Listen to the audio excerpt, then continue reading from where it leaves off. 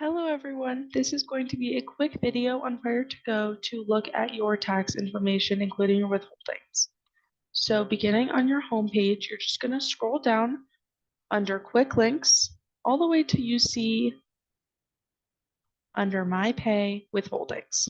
So you can go into here and you can look at all of the withholdings you already have set up. This is the test tutorial account, so it's going to look a little bit funky, but you can see the ones that you currently have, and if you want to make any edits, this will take you into your withholding certificates. You can download them and save them if you need, and then you also can come and add new if you want to make any changes for your state or for the federal. And you can look at these forms and download them if you need to supply them anywhere.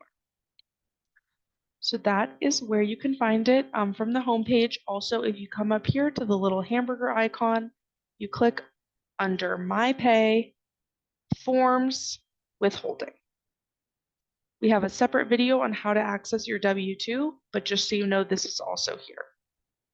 Thanks so much.